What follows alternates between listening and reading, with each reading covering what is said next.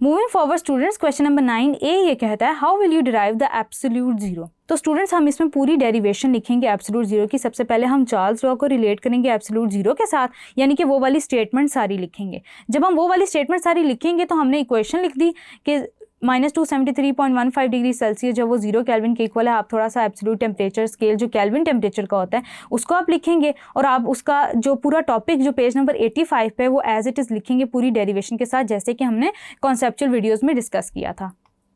तो ये आपका क्वेश्चन कंप्लीट हो जाएगा।